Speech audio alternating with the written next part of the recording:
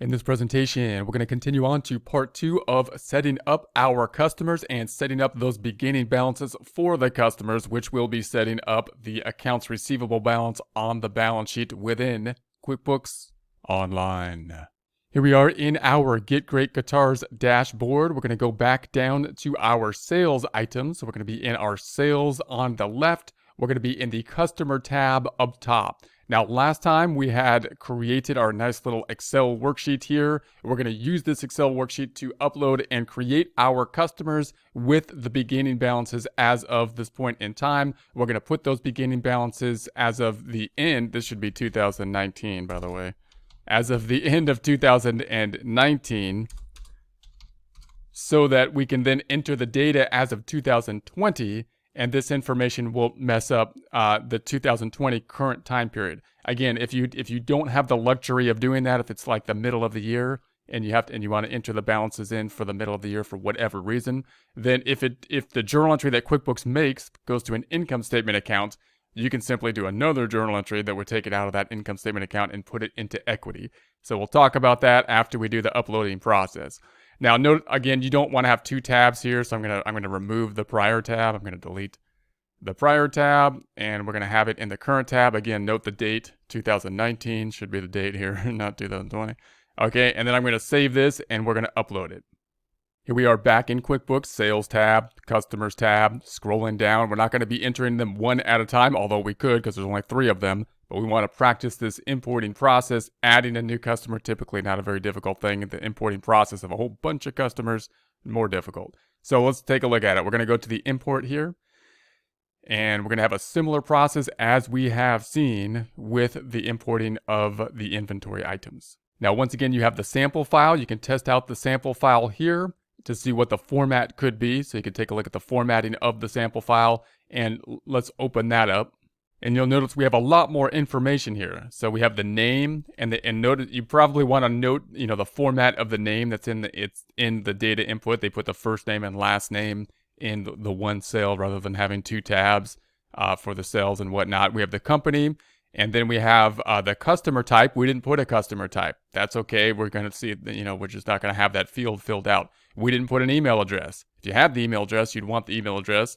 But if you don't have it, then we're going to leave that field empty and it'll populate. Hopefully you have the emails for the customers, obviously. And then the phone, again, same method. If you have them, you have them. If you don't, you don't. We've got the phone, we got the mobile, we got the fax. So you want to basically put, the same kind of heading format if you have multiple different types of phone numbers. Website, if you have it, we're just entering very simple table here. We don't have that. We're going to have the street. So if we have the address for them, street, city, state, zip, county, and then we have the opening balance. That's what's going to be the balance that they owe us. That's our main objective here, to put that opening balance into the system so it'll show up in accounts receivable, then the date, and then the resale number. So obviously we don't have all of that information. That's okay, and hopefully the information we put in will line up. We'll have that same mapping situation in the second step, however, which will help us to line that up and make sure that it is indeed lined up. So let's see what it looks like. We're going to go ahead and browse and look for this Excel worksheet. So here we are. We want to pick up the customers. So I'm going to pick up the Excel worksheet. There's the Excel worksheet. I'm just going to double click on it to pick that one up. Again, it doesn't really give you a clear indication that it's been picked up here, which is kind of annoying. It would be nice if it had a little indication saying it's there, but I think it's there. So, well, here it is. The customers here. All right.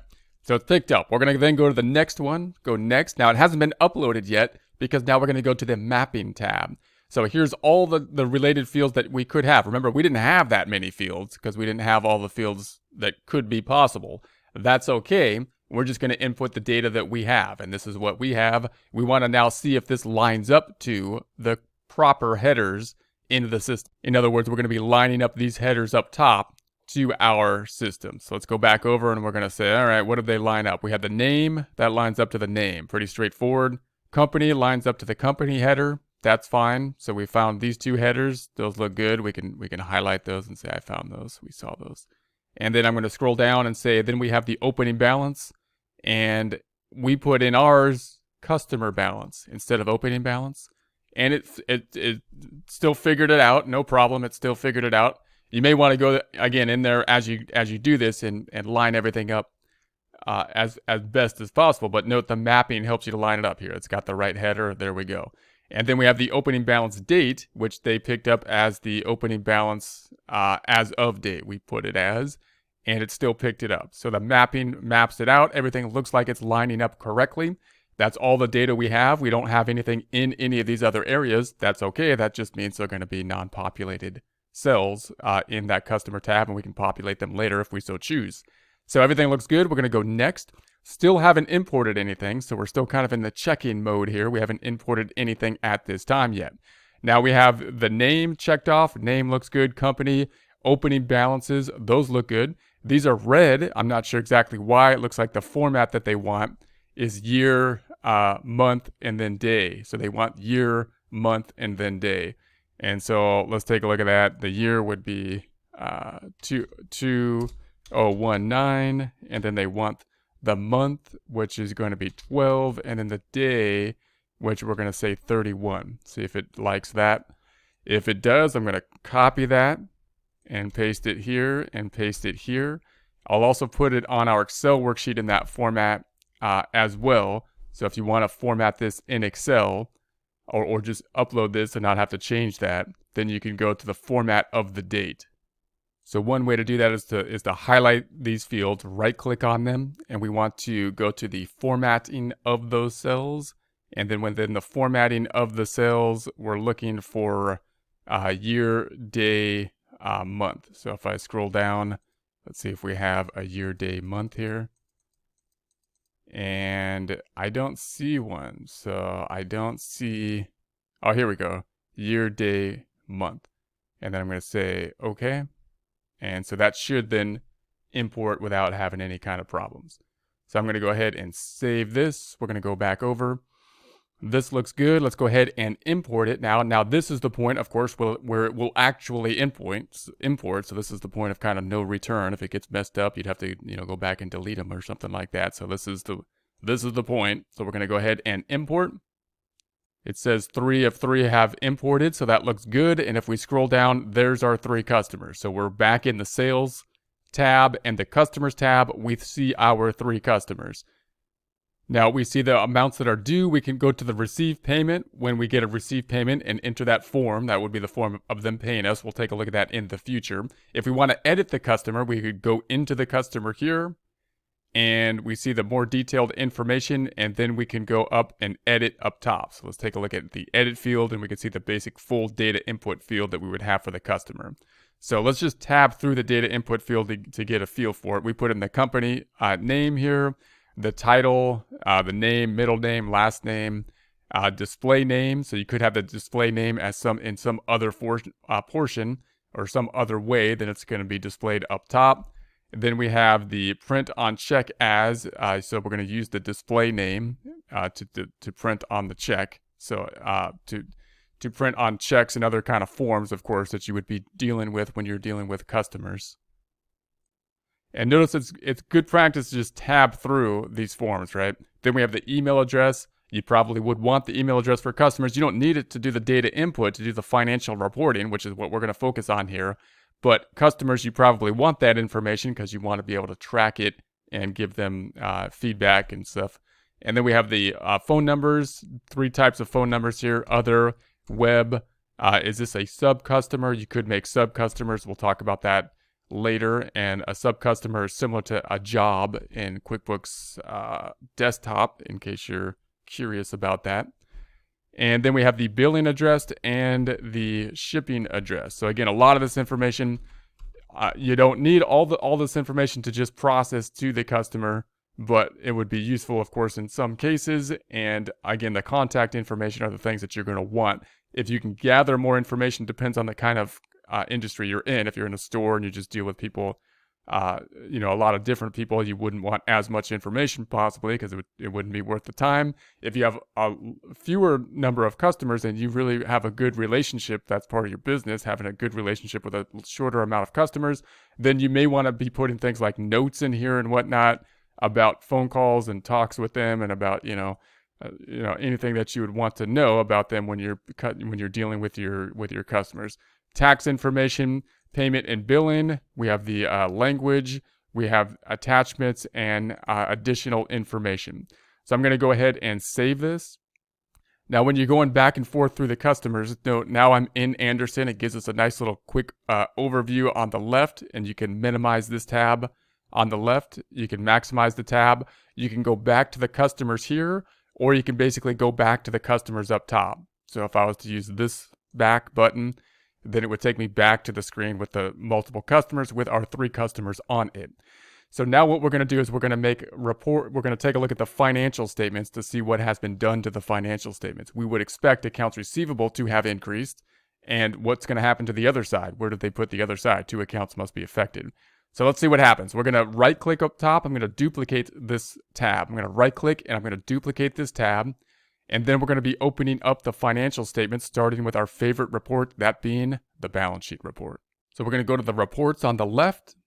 And then we're going to be opening up the balance sheet. So we'll open up the balance sheet report. And then I'm going to scroll up top, check the dates. I'm going to make it as of 01/011. Let's make it 01/01/20, 12/31/20. Now this is the date range that we are going to be entering data into. That's why we actually entered the first beginning balances as of the day before, because that in the prior time period. So if QuickBooks does anything funny, then it should roll over all temporary accounts into equity, and we shouldn't have a problem. So here, as of the current time period, if I scroll down and I look at the we have retained earnings, we have this opening balance account here, and if I scroll back up top, we have the accounts receivable. So if I go into the accounts receivable, that's what we expect to happen, the accounts receivable. So if I go into the accounts receivable, then we'll see the detail. So let's go to our zoom in. Now, we don't see the detail yet because we're talking, it's in 2020 and we entered it as of last time period. So let's change the report up top. I'm just going to change the beginning date to 2019, then run that report, scroll back down, and there's our information. So we have our accounts receivable, our 3 invoices. Now, why did it make an invoice? Well, because the invoice is the document that drives accounts receivable. Accounts receivable goes up with the form of an invoice. Invoice is pretty much the only form, basically the only form, that's going to be increasing accounts receivable. So QuickBooks said, yeah, you put a beginning balance in the beginning balance screen. We interpret that as an invoice. So if we open up this document then we'll see a data input screen that we didn't populate. We didn't populate this data input screen. How did that happen? Well, QuickBooks will use the default of the form whenever it can, no matter how you put the data input in, or you could put it in multiple different ways. I mean, if you do a journal entry, it won't create an invoice. But if you put the data input in multiple ways, it'll still oftentimes create the form related to it. In this case, invoice related to accounts receivable. Now, if you think about an invoice, you got to say, all right, well, what did they put on what did we sell here? And they just put sales down here as the product. It's like, okay, sales, that's the product, sales. And then we have over here, it went to opening balance. So the description is opening balance. So they kind of forced an invoice to work. They didn't sell an item as we saw last time, or a service. They kind of just forced this sales to happen. So they forced these invoices when we put the beginning balance. Now, the other side of an invoice is usually on the income statement, right? The other side of an invoice is usually sales, income. So I'm going to go back to the summary report, and we got to say, all right, well then, where's the other side? If I look at the balance sheet, it's going to be down here in equity somehow. Either it's in opening balance, or they somehow put it into retained earnings, which means it went into the income statement and then rolled into retained earnings. So let's check that out. Let's check that out by looking at the date range for the prior year, which I'm going to just say 12/31/19 to 12/31/19. So now we're in the prior year. I'm going to run that report, and let's see what happened in 2019, because that's when we entered the beginning balance as of. So when it does something funny like make an invoice out of nowhere, that it doesn't mess up 2020. So if I go down then to the equity section again, now you'll note there's nothing in net income. There's nothing in retained earnings, but they added this account net income, because you'll recall QuickBooks kind of connects the income statement and the balance sheet, or the profit and loss statement and the balance sheet, by putting this net income number in the balance sheet. So now let's take a look and say, well, what did they do to the income statement then? Let's open up the income statement. I'm going to right click on the tab up top again. We're going to duplicate that tab, and then we're going to take a look at the profit and loss report, our other favorite report. So we'll go down to the reports on the left-hand side, and then we're going to be picking up the profit and loss report. So let's see where that is. There it is, profit and loss reports under the favorites, hopefully, it should be. Now note the default date is in 2020 for me. I'm in 2020 right now, nothing's in it. That's great, that's what we want. I don't want anything in 2020 from the beginning balances on the income statement or profit and loss, because we're going to put all the data input for the current year as of the cutoff of January 1st, 2020. So that's great. What happened to the prior year? What happened in 2019? Because I just want to see what QuickBooks did. I'm kind of curious. 010119. Well, actually, I know what happened, but I'm just, it's 119. So then we're going to go back over, and then we're going to run that report. Okay, and so now we have an income statement for 2019. And again, you're going to say, I didn't put any sales in here. Where did this number come from? Where did this sales number come from? Well, that happened when we put a beginning balance in. Let's open up the sales number and say, okay, well, there's our 3 invoices. So QuickBooks made 3 invoices and put it into basically sales. All right. So if I go back up top and I go back to our report, note that if you put that in the system then as of the current period, January 1st, 2020, then your income statement would be messed up by the $20,500 because you didn't earn it in 2020. You earned it in 2019. So you got, that's why it's useful to put it in there for 2019. Now, for whatever reason, if you put it in there for 2020 or you're putting this information in the middle of the year or something like that, even if you're starting the business, well, in any case, if for whatever reason you put it in the middle of the year, you can then do a journal entry and simply journal this out, meaning you would decrease the sales, and you'd have to basically use a journal entry to do that, debits and credits to do that. So sales is a credit balance account. You'd have to debit the sales, and then you'd credit some kind of equity account. If we go back to the balance sheet, the equity account that you'd want to be crediting is probably, in this case, the retained earnings. So then you'd put it directly into retained earnings. So again, the easiest way is to just put this information in as of some time period before, the day before, the time period that you are running. If you're on a calendar year end, then I would put it in any beginning balances in there in the prior year. You want to put it basically in the prior year so that it will then roll forward if anything happens to the income statement, and you'll be okay with that. We still have our opening balance here, which isn't as professional. You would like to take it out of opening balance and put it into basically retained earnings, because opening balance in and of itself, as we've seen, is basically saying, hey, something funny happened. That's what, there's not a real account. So something funny happened here. So to be more professional, we would want to take it out of opening balance and put it into the retained earnings. And we'll do that in future presentations, so you'll get a feel on what that would look like. So we want to enter all of our balance sheet accounts in here, and noting that equity is going to be a little bit funny because of these type of accounts. And then once we have all of our other balances correct, and then the sub reports correct, then we'll go back into that amount. Also note that the accounts receivable here, we also would have the other reports related to accounts receivable. So if we were to consider the other reports, if I go back to this tab and I go to the reports down below, and we can look at reports about people owing us money, right? So if I scroll then down to our reports, we've got the business overview reports, we've got who owes you. So if we have the accounts receivable aging, we have the accounts receivable aging summary, we've got the customer balance detail. Let's take a look at the customer balance detail report.